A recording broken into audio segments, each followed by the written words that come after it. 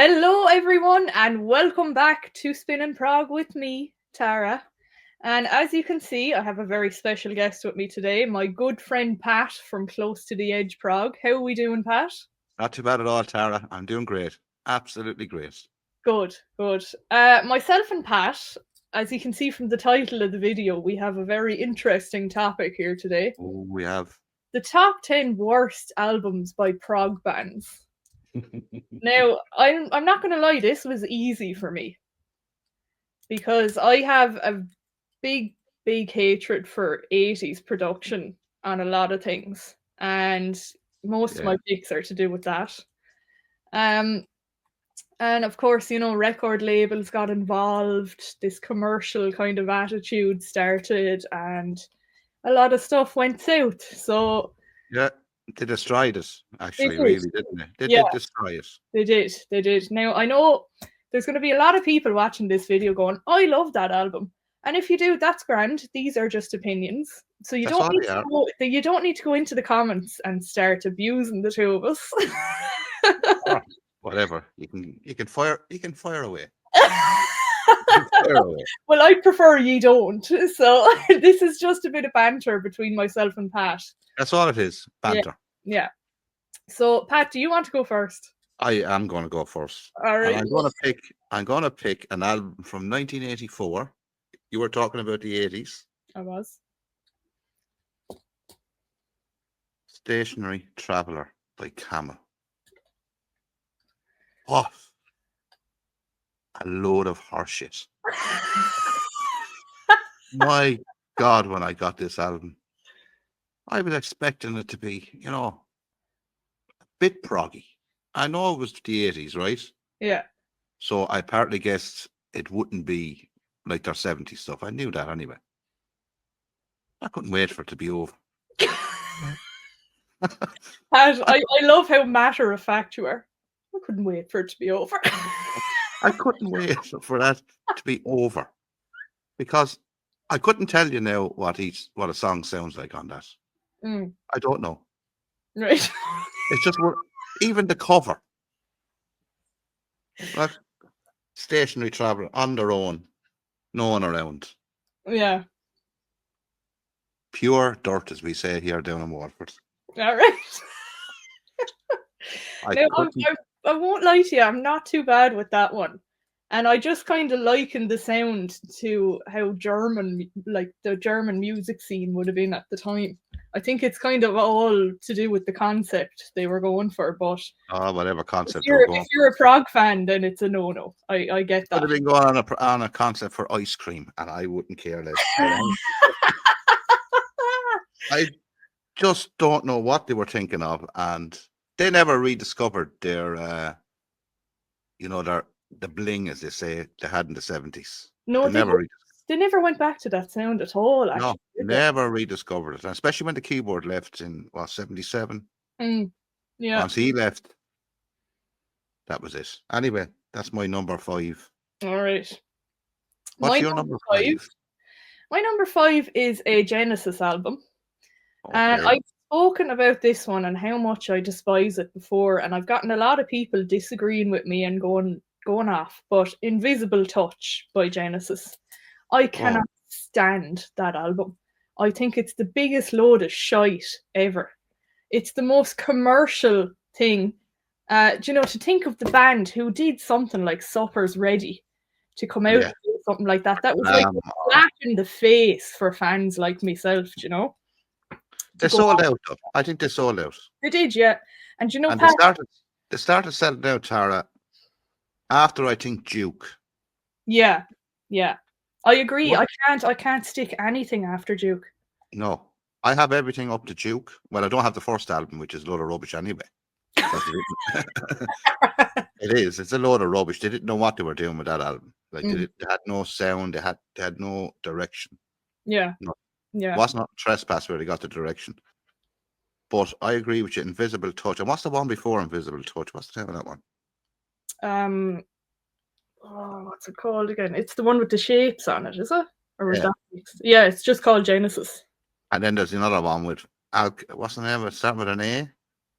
Abacab. but I couldn't even. It always reminds me of a kebab or something, you know. Have a kebab.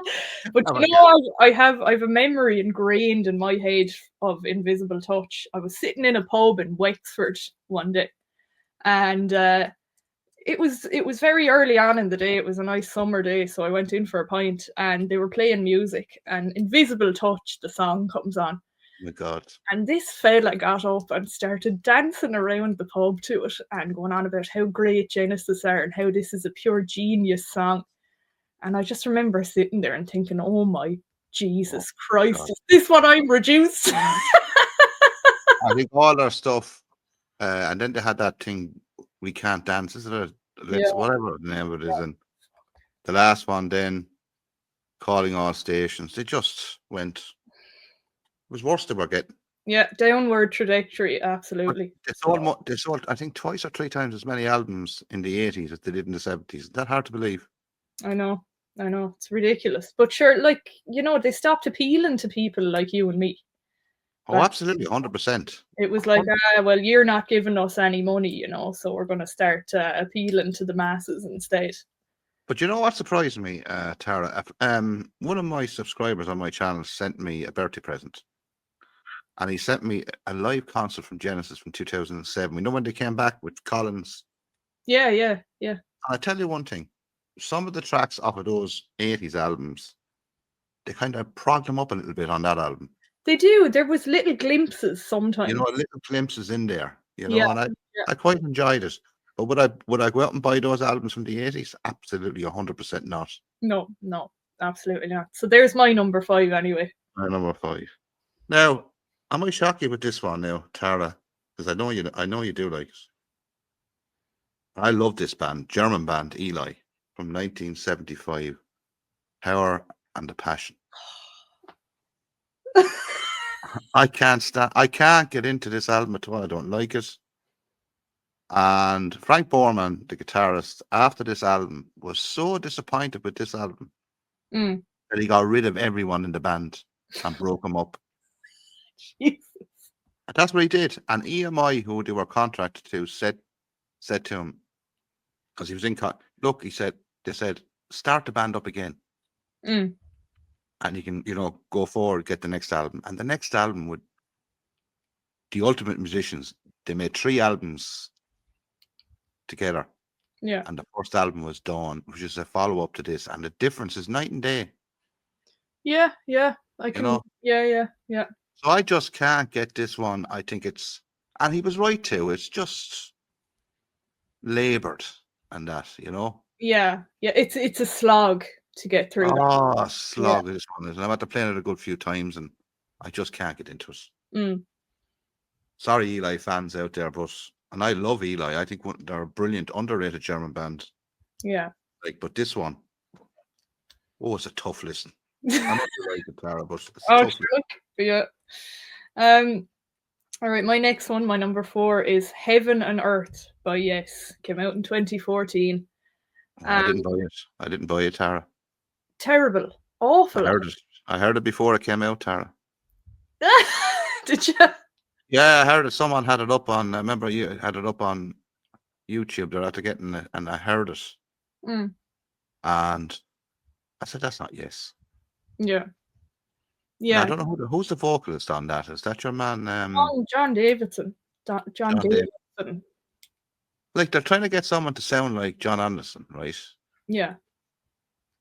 But you can't really. There's only one John Anderson. Yeah, you can't replicate that. And, you know, they tried. They should have got a different way, really, shouldn't they? They should have got a totally different vocalist, maybe just changed it up. Or they could have brought back in Trevor Horn or something, you know?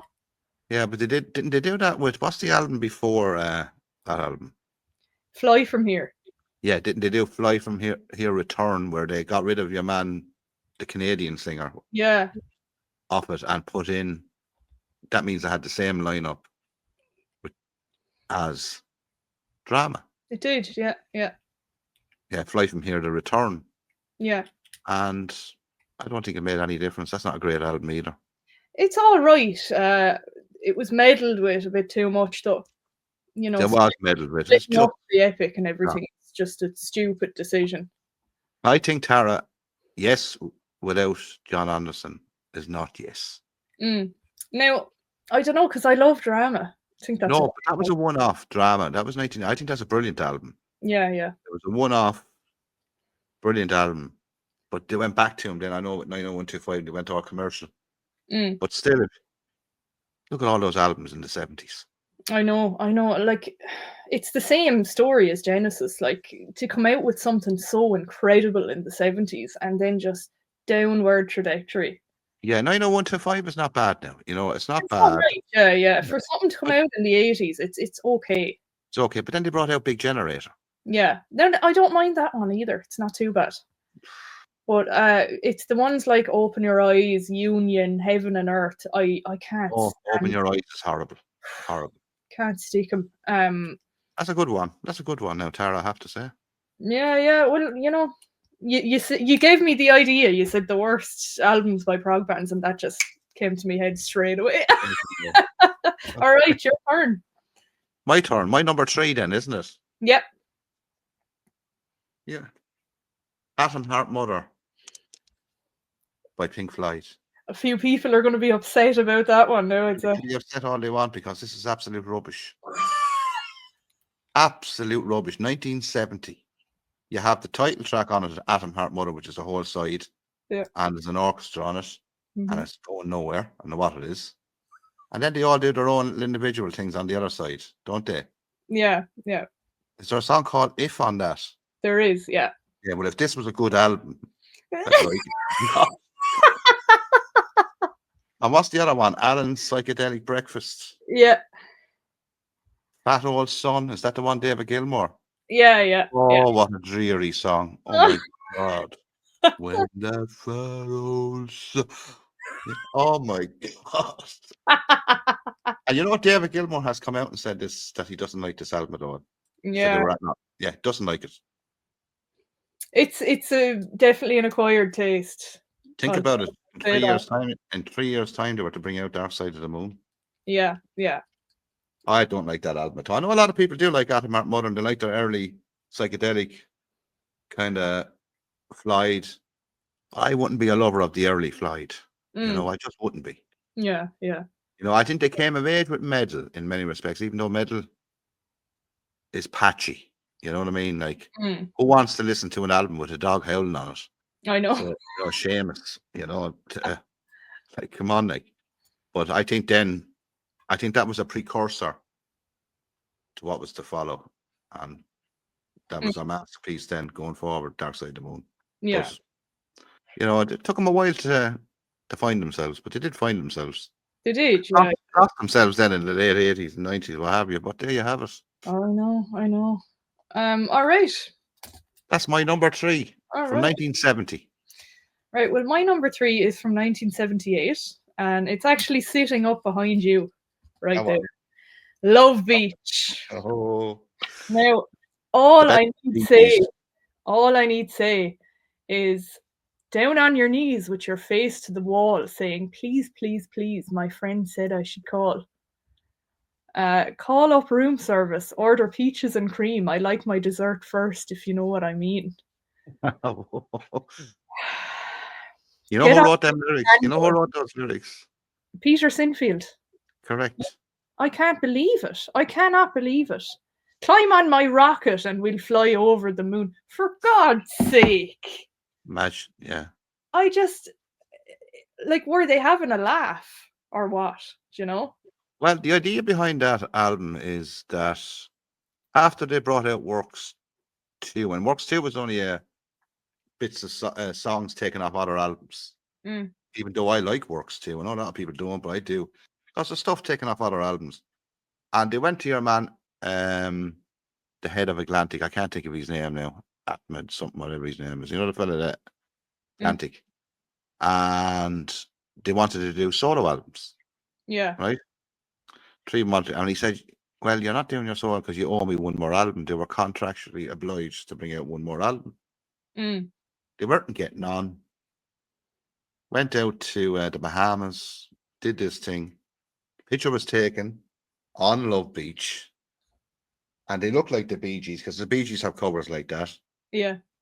And they recorded it in the studio, I think, and Harmer and Lake then went off, and it was up to Emerson then to finish it. Yeah, he produced it and all, didn't he? Everything. So they sent in the master tape, after being mixed and everything, to Atlantic in the United States, and they had no title on it, right? And someone picked out Love Beach. Yeah. To call it Love. They had photographs and picked out the track Love Beach. Yeah. So it was a big piss take. I think it was. I just think they had enough. Yeah. But even Carl Palmer has said they look like the Bee Gees on it. Yeah. Yeah. He said that in an interview. Awful cover. Oh my God. But yeah, another one, like to come out with something like Tarkus or Trilogy, Brain Salad Surgery, and then that, you know? How the mighty, they say how the mighty has fallen. Yeah, exactly. So there we go. That's my number 3. No, your number 3. Well, my number 2 is the same band. And I have it on cassette. And people say when you buy something on cassette, it must be rubbish. I disagree with that because I have some good albums on cassette. In the Hot Seat, their last album. Should have called it In the Shithouse. 1994. They came back with Black Moon in 92. Was it 91 or 92? 92, I think. And that wasn't a bad album. Yeah, it was all right. It was okay. Yeah, not bad. But this abomination, there's not one good note on it, one good lyric, nothing on this. No. And then they broke up after this again. Like, so the 2 times they broke up, you had Love Beach and this one. Yeah. And it's just an absolutely horrendous album.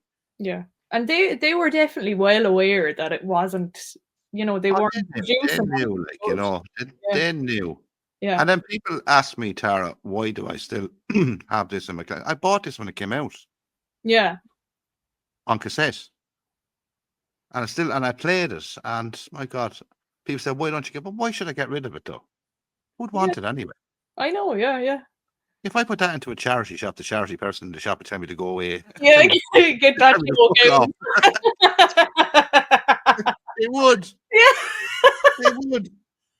You're not giving us that. We'll have to give someone money with that. Yeah, exactly. So no one's going to take that album. So it's going to sit up on my shelf. But anyway, In the Hot Seat. My God. Have you ever heard of Tara? I have. It's like you were cursed with it, Pat. Cursed to hold on to that forever. Yeah. And any of the younger viewers out there on yours, that's what a cassette looks like. Oh my God. It's like if it was brand new, look. Brand new. Yeah. Oh, how much that's been played. So no charity shop is going to get that because they wouldn't take it off me. No. I know they wouldn't take it. I know she'd see me coming. Yeah. Jesus, here he's on. Oh, here's that man again with more rubbish. The stuff you gave me 2 years ago is still sitting there. Okay, my number 2 are a band you've mentioned already. Camel. This is their 1982 album, and it's called The Single Factor. And yeah, I've heard that. Yeah, I don't have it. It's called The Single Factor for a reason, because it was like they were trying to get a single out there. It sounds like ABC meets Prefab Sprout. I know, yeah. It's absolutely awful, terrible poppy crap album. I just cannot stand it. I think it's such a sellout. I don't know, was it to appease the record company or what was going on, but it is absolutely awful. And that's horrendous. I can't stick it. I listened to a tiny bit of it just before we did this video, just to solidify the fact that it's shite. And it was torture trying to sit through the couple of songs that I threw on. I know. I heard it. I did hear it. I didn't buy that one now. I'm lucky I didn't buy that one because there's so many I did buy and they're absolute rubbish. But that one is, I got out of jail on that one. You did, yeah. Terrible piece. Then I got Stationary Traveller, which is just as bad as it's there, that one there. So. All right, Pat, you're number 1, right? My number one, I think, is the worst album ever brought out by any prog band that I have heard from any era. That I have heard, obviously. There's obviously ones out there that are worse. That absolute nightmare of an album. God. Tara, what were they thinking? I have no idea, Pat. I really don't. Like, Now, really? I've had a few people say to me, "Oh, if you go back and revisit it, you might like a bit. You might like a couple of songs off it or whatever." I just can't get along with it. Like, is it Words of the Wise? Is that the first track? I think so. Yeah. Remember they made a video on that too. It's up on YouTube. My God. Now, I've listened to this, right? I listened to it the other day and I said, and the production is not great on it anyway, right? I said, yeah, I know what they were trying to do, right, Tara? I can see where they were going. They wanted to get more commercial. I can understand that. But when I look at bands that are, like, they were an amazing prog band, right? So if you're good at doing one thing, why try it?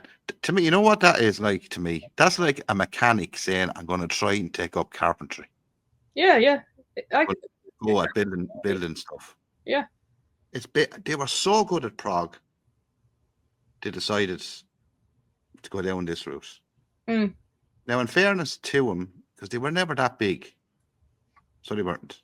No, they weren't. No, they weren't as big, say, as like the biggest prog band of them all, sales-wise, is Emerson, Lake and Palmer. They're the big in the South. They're the biggest. Yeah. They sold over 50 million. I'd say they'd be lucky if they sold 1 million on all their albums together. Yeah. They actually made a good living though from their live concerts in America and Europe because they were huge. They loved them in Europe. They loved them in Italy and Spain and Belgium and Germany. Yeah. But one thing is they came back with the 1980 album, Civilian. And that's a much better album. It is, yeah. It's way better than that one. Way better. They maybe they learned from that, I don't know. But what I admire about Gentle Giant is when they broke up in 1980 after their tour of Civilian, they never came back. Yeah. And I take my hat off to them. I had a hat, of course. I do take my hat because you have all these bands that come back. You know what I mean? Yeah. They keep coming back. You know, it's like throwing a ball at a wall. It keeps going bloody back to you. It's like Yes. They just don't go away, do they? Don't go away. Like probably the only progressive rock band. I think probably the only one that kept at a fairly high level, a very high level, was King Crimson. Yeah. They never did anything bad. No, they just knew, and then they stopped. What was it? 2000? Was it 2001? It was, or whatever year it was. I think it was a bit after that. Power to Believe, the last studio album. Then they haven't brought out one since. Yeah. And they knew when to stop. They stopped at a high note, but I've said fair play to them. Yeah. But all them other bands just, like, there's a lot of them still going, like, you know what I mean? Oh. And that brings me into my number one. Okay, I know what it's going to be. Under Wraps by Jethro Tull. I had never heard it before, and I remember my father got it, and he used to load up his CDs onto an MP3 player to play in the car. Yeah. And I don't think he'd listened to it, but he'd loaded it up anyway, thinking, it's Jethro Tull, it's going to be good. Yeah. So I'm sitting in the car, and this thing comes on, and I hear this like 80s drums come on. What in the name of God is this? Oh my God. And I look, and it's Under Wraps by Jethro Tull. I go, hardly that's Jethro Tull. Now, I think this was a story of appeasing the record company. And it's like Ian Anderson stocked up on every single piece of 80s equipment he could and just absolutely took the piss making this album. Considering, Tara, the previous album, Broadsword, was an amazing album. Love that album. Brilliant. But this thing, I can't. Oh, it's horrendous. Even when I talk about it, I get like, absolutely horrendous, Tara. But there's one good track on it. actually an excellent track, is the acoustic version of Under Wraps. I can't get through it enough to even listen. If you listen to that track on its own, it takes you back to the 70s stuff. You know, it's that acoustic, and they're brilliant at acoustic stuff. Yeah. They must have had that done beforehand or something and put it in there. It could have done as well with that. Did, because Jesus Christ Almighty, what an absolutely steaming pile of shite. As they say over on your side of the world, garbage. Is that what they call it? Yeah, or trash. Trash, yeah, we call it rubbish. But anyway, and of course, then he turned into Dire Straits in the next album. I know, yeah. For God's sake, like. Turned into Dire Straits. It is Dire Straits. Yeah. I don't know what you'd call it now, what it is, that latest album. Jesus. New one, Curious Ruminant. Yeah. Well, Under Wraps is a masterpiece to his last 3 albums, anyway, I can tell you that. I know, yeah. Yeah, and you see people, now I know music is subjective, right? I'm not taking the piss or anything like that. Everyone hears things differently. Like you like that Eli album, I don't. You see, that's it. We all liked. Yeah. But where, like, if I want to hear someone talking with music, I listen to Johnny Cash. Yeah. Because he does what he does brilliantly. I don't like that kind of music, but he does it brilliantly. Yeah. But Ian Anderson can't sing now. Can't, no. He's reduced to... Yeah, COPD, sure. He can't sing. He's a shadow of his former self, like. He really... And Martin Barr is not with the band since the .com album, so... No. The band he has with him now are just in the background. Like, there's no interjection from any of them at all. No, it's just an Ian Anderson band, really. It should be called Jethro Tull. Yeah, exactly. Ian Anderson band. Yeah. Left Jethro Tull where it was, leave it at that. But unfortunately, people do like it. Yeah. And what can we say about that, Tara? You know what I mean? If they like it, and it doesn't make any difference what I say or you say. Whatever floats your boat. Everyone has every right to whatever rocks your boat or blows your boat, as I would usually say. Yeah. And blow your boat. Well, there we have it, folks. The top 10 worst albums by prog bands. I hope we didn't upset you too much. And hopefully you enjoyed the video. And if you did, please leave a like and hit the subscribe button if you haven't already. And yeah, leave us know in the comments what you think were the worst albums by prog bands, because I'm sure there's plenty of other ones. There's loads more. Probably some I have never heard or you haven't heard. Exactly. Yeah. So it'll be interesting to see what you say. And I will see you in the next one. Pat, thank you so much. Thank you very much, Tara. Always brilliant. Always brilliant. Yeah, we have great banter, the two of us. We do, sure. You know, us Irish, you know. Yeah. Some people get it. Some people don't. Pat will be making plenty more appearances on the channel as well. So if you like this video, then you're in for a bit of luck, because he'll be back. If it's in white, as Glenn Kellaway from The Basement. Yeah. Good channel. He always says, if it's in white down there, you haven't subscribed. Yeah. And it only takes a second. Exactly. And make sure you go over and subscribe to Pat as well. Close to the edge, yeah. To his channel here. And we'll see you in the next video. Thanks very much, Taryn. Bye-bye, everyone. Bye-bye.